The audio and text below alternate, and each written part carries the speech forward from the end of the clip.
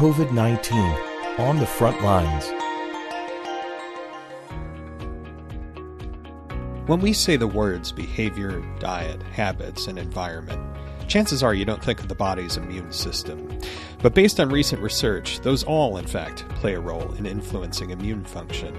So how might we keep those factors in mind and boost our immunity in the face of prevalent diseases, including COVID-19? Coming to you from the ReachMD studios, this is COVID-19 on the front lines. I'm Dr. Charles Turck, and joining me today is Dr. Heather Moday, who's a board-certified allergist and immunologist, an integrative and functional medicine physician, and author of a new book called the Immunotype Breakthrough. Dr. Moday, welcome to the program. Thank you for having me. To start us off, Dr. Moday, would you share with us what led you to focus on the immune system?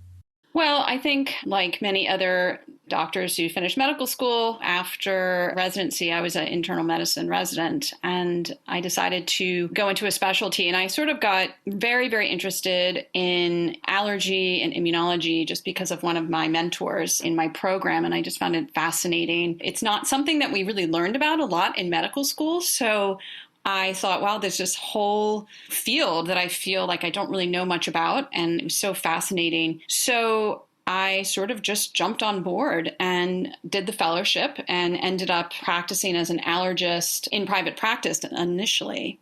Thanks so much for sharing that background, Dr. Moday. So turning our attention to your book now, you discuss a few key factors that impact our immunity, and I'd like to take a look at each of them in turn. Starting with behaviors and habits, would you tell us a bit about their immunoregulatory effects? So first of all, I would say one of the biggest ones is sleep. We spend a third of our life asleep, or at least we should be.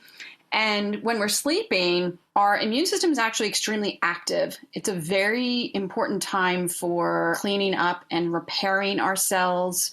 So sort of cleaning up the debris after, say, inflammation and infection. It's also a really active time for killing viruses and bacteria.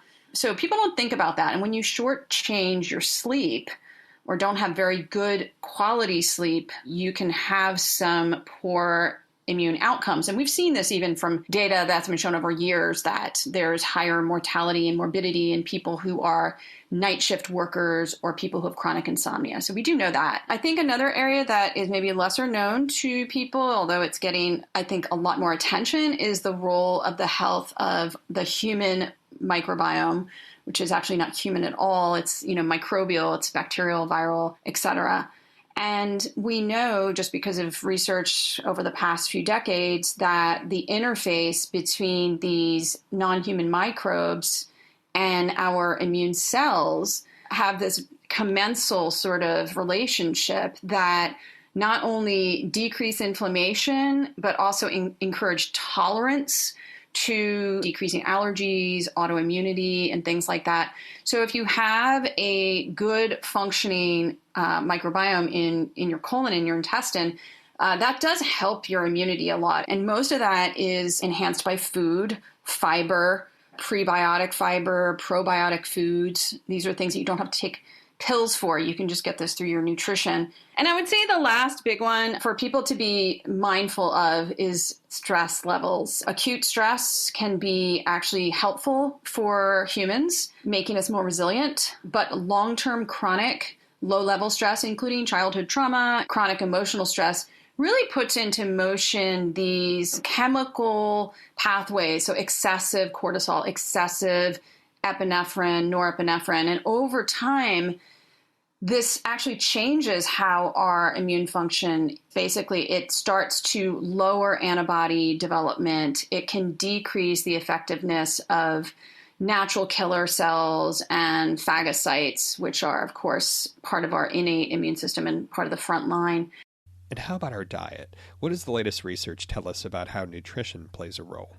A lot of people would say, well, that's obvious, and that's our nutrition.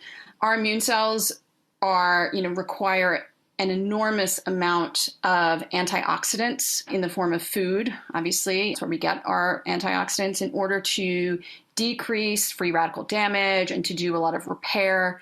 So things like vitamin C, vitamin D, which we know is a huge immunomodulator, zinc, selenium, these are all really, really important. And having people focus on that in their diet, extremely important. You could talk for hours about the nutritional impact on our immune function and how it helps keep our both innate and adaptive immune system really healthy and helps us create robust antibodies. So that's like a huge area that I think people need to focus on a lot, especially during this time of a pandemic. And are there any other ways our environment impacts our immune system? Well, I mean, this is an area of research I would say that we don't know as much about. And I would say that would be environmental toxins. So things that we eat. So it could be pesticide residues in fruits and vegetables. It can be antibiotic residues or chemicals that are given to animals that we eat. And then a lot of things that we place on our body in terms of personal care products. You know, we absorb a lot of that. We have to then detoxify it.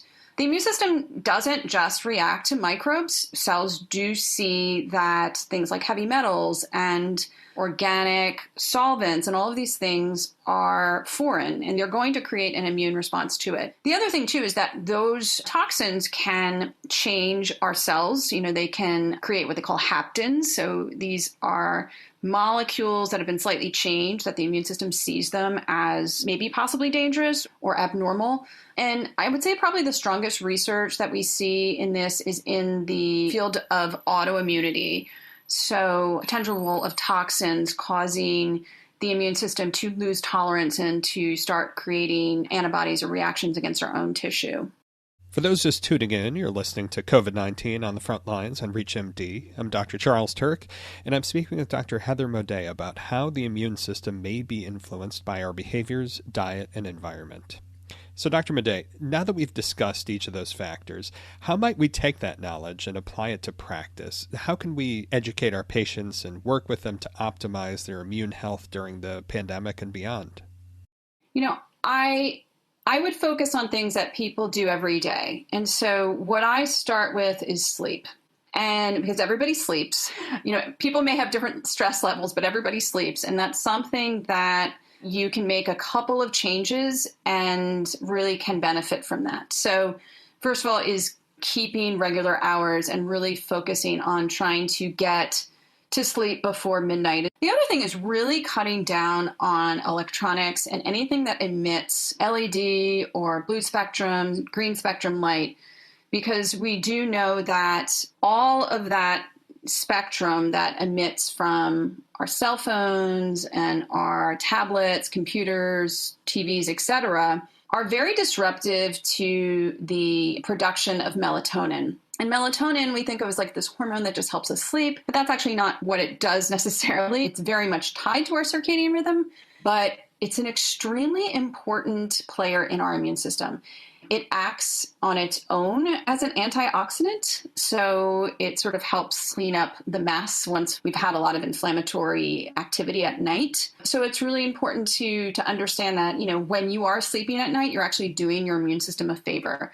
So I would say that's a great place to start is to cut back on electronics an hour or two before bed, and then make sure that you're focusing on getting 8 hours of sleep if you can. The other thing is really to look at your food. You just have to look at how many, say, vegetables and fruits are you taking in a day? And the reason why I focus on that is because that is where we're getting the bulk of our antioxidant vitamins, which we know are extremely important for our immunity, and also what are called polyphenols, these plant chemicals that are the pigments that are, you know, we find throughout the plant kingdom. So focusing on brightly colored fruits and vegetables and eating a diverse amount, like instead of just eating broccoli every night and potatoes every night, you know, try to pick a new color from the rainbow every day of the week, because you're going to be getting in different polyphenols, which are very anti-inflammatory and very important.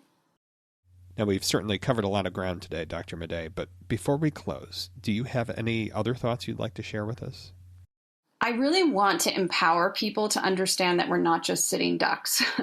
And one thing that I think this pandemic has shown us is that there is risk stratification based on how people live their life and what is their baseline health. We saw at the beginning of the pandemic that people who were dying were, of course, generally older because we know there's immune senescence, right? But even more importantly, we were seeing people who were obese, who had diabetes or even just insulin insensitivity. So they maybe didn't know they were diabetic, but they were already inflamed because they had very high blood sugar, or people who just had cardiovascular disease. So all of these really we know are lifestyle illnesses. You don't just wake up one day with cardiovascular disease or diabetes or obesity.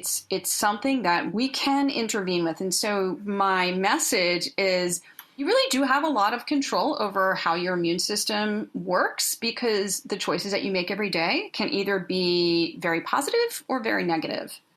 I think that's a great note to end on. And with that, I want to thank my guest, Dr. Heather Moday, for sharing her insights into factors influencing our immune response. Dr. Moday, it was great speaking with you today. Thank you so much for having me. It was a pleasure.